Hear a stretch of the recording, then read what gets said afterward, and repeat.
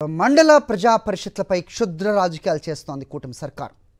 రాష్ట్రంలోని దాదాపు అన్ని ఎంపీపీలు వైఎస్ఆర్సీపీ చేతుల్లో ఉండటంతో కుట్రలకు పాల్పడుతోంది. ఎంపీడీఓలను అడ్డం పెట్టుకుని ఎంపీపీలను చులకన చేస్తోంది. పంచాయతీరాజ్ చట్టాన్ని పూర్తిగా తుంగలో తొక్కుతోంది. తన శాఖలో జరుగుతున్న ఈ కుటిల రాజకీయాలను కట్టడి చేయాల్సిన పవన్ కళ్యాణ్ వాటికి మరింత ఆజ్యం పోస్తున్నారన్న ఆరోపణలు వెలువెత్తుతున్నాయి. రాష్ట్రంలో అధికారంలోకి వచ్చినప్పటి నుంచి ప్రజలు ఎన్నుకున్న ఎంపీపీలను చంద్రబాబు ప్రభుత్వం పక్కన పెడుతోంది. వారికి కనీసం సమాచారం ఇవ్వకుండా, వారి ప్రమేయం లేకుండా ఎంపీడీఓల ద్వారా పనులు మంజూరు చేయిస్తోంది. తద్వారా ఎంపీపీలను నామమాత్రంగా మార్చేయడానికి ప్రయత్నిస్తోంది. వారికి కనీస గౌరవం ఇవ్వకుండా, చివరకు వారిని గదిలో కూర్చోనివ్వకుండా చేస్తోంది. అన్నమయ్య జిల్లా గాలివీడు వివాదానికి ఇవే కారణమని అధికార వర్గాలు చెబుతున్నాయి. నగరి టీడీపీ ఎమ్మెల్యే గాలి భాను ప్రకాష్ నాయుడు స్థానిక ఎంపీడీఓపై ఒత్తిడి తెచ్చి ఎంపీపీకి సమాచారం లేకుండా, మండల పరిషత్ తీర్మానం చేయకుండా ఆ మండల పరిషత్ నుంచే 20 లక్షల రూపాయల పనులను మంజూరు చేయించుకోవడము ఇదే తోవలోది. ఇలా చేయడం నిబంధనలకు విరుద్ధం. అయినా దాదాపు ప్రతి మండలంలో ఇదే తరహాలో వ్యవహారాలు జరుగుతున్నాయి. 2021లో జరిగిన స్థానిక సంస్థల ఎన్నికల్లో 649 మండలాల్లో 632 చోట్ల వైఎస్ఆర్సీపీ విజయం సాధించింది. వీటిలో ఎలాంటి పనులు మంజూరు చేయాలన్నా మండల పరిషత్ తీర్మానం అవసరం.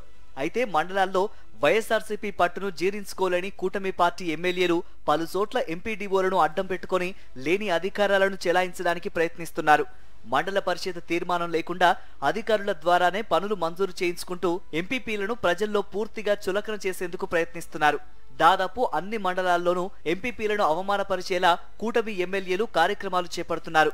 మండల స్థాయిలో జరిగే సమావేశాలకు వైఎస్ఆర్సీపీ ఎంపీపీలను పిలవకుండా ఆ ఎంపీపీల చేతిలో ఓడిపోయిన టీడీపీ నేతల ఆధ్వర్యంలో సమావేశాలు నిర్వహించడం వంటి కుటిల రాజకీయాలు చేస్తున్నారు. కొన్ని చోట్ల ఎమ్మెల్యేల ప్రాపకం కోసం కొందరు ఎంపీడీఓలు స్థానిక ఎంపీపీలను అందరి ముందే చులకన చేస్తున్నారు. ఇలాంటి ఘటనలు ఎంపీపీలు ఎంపీడీఓల మధ్య ఘర్షణలకు దారితీస్తున్నాయి. మండల పరిషత్ కార్యకలాపాలు పంచాయతీరాజ్ గ్రామాభివృద్ధి శాఖలో ఒక భాగం. ఆ శాఖకు పవన్ కళ్యాణే మంత్రి. రాష్ట్ర ప్రభుత్వం తరహాలోనే మండల పరిషత్లకు కూడా మండల స్థాయిలో స్వతంత్ర ప్రతిపత్తి ఉంటుంది. అయితే కూటమి ప్రభుత్వం వచ్చాక మండల పరిషత్ అధికారాలను పూర్తిగా నిర్వీర్యం చేసేలా రాజ్యాంగ విరుద్ధంగా వ్యవహారాలు సాగుతున్నాయి. తన శాఖలో జరుగుతున్న ఈ కుటిల రాజకీయాలను కట్టడి చేయాల్సిన పవన్ వాటికి మరింత ఆజ్యం పోస్తున్నారన్న ఆరోపణలు ఉన్నాయి.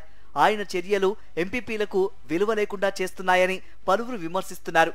వైఎస్ఆర్ అన్నమయ్య జిల్లాలో శనివారం ఆయన పర్యటనే ఇందుకు ఉదాహరణ అని చెబుతున్నారు. ఎంపీపీకి కనీసం విలువ ఇవ్వని నేపథ్యంలో గాలివీడు ఘటన జరిగిందని, అక్కడికి పవన్ వెళ్లడం ద్వారా ఎంపీపీలను మరింత చులకన చేశారని స్థానిక సంస్థల ప్రజాప్రతినిధులు ఆగ్రహం వ్యక్తం చేస్తున్నారు. అంత మానవత్వం చూపుతున్న పవన్ శనివారమే వైఎస్ఆర్ జిల్లాలోనే ఓ రైతు కుటుంబం అప్పుల బాధతో ఆత్మహత్యకు పాల్పడినా ఆ వైపు ఎందుకు కన్నెత్తి చూడలేదని ప్రశ్నిస్తున్నారు. ఈ ఏడాది జూన్లో కూటమి ప్రభుత్వం ఏర్పాటు నుంచి రాష్ట్ర వ్యాప్తంగా చాలా చోట్ల ప్రభుత్వ సిబ్బంది పైన, వివిధ రాజకీయ పార్టీల కార్యకర్తల పైన భౌతిక దాడులు జరుగుతున్నాయి. అయినా పవన్ వేటిని పట్టించుకోలేదు.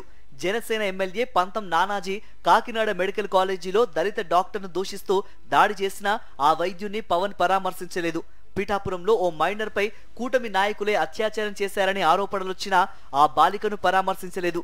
నంద్యాల జిల్లా మచ్చుమరిలో మైనర్పై అత్యాచారానికి పాల్పడినా ఆయనకు పట్టలేదు.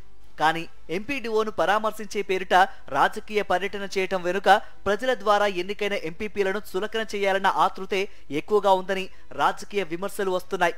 ప్రజలు ఎన్నుకున్న ప్రజాప్రతినిధులంటే పవన్ కు ఎప్పుడూ చులకనే అని రాజకీయ పరిశీలకులు వ్యాఖ్యానిస్తున్నారు. గతంలోనూ పవన్ పోటీ చేసిన 2 చోట్ల ఓడిపోయినప్పటికీ ప్రజల ద్వారా ఎన్నికైన అప్పటి వైఎస్ఆర్సీపీ ఎమ్మెల్యేలను గుడ్డలూడదీసి కొడతానంటూ ప్రకటనలు చేసిన విషయాన్ని ఈ సందర్భంగా వారు గుర్తు చేస్తున్నారు.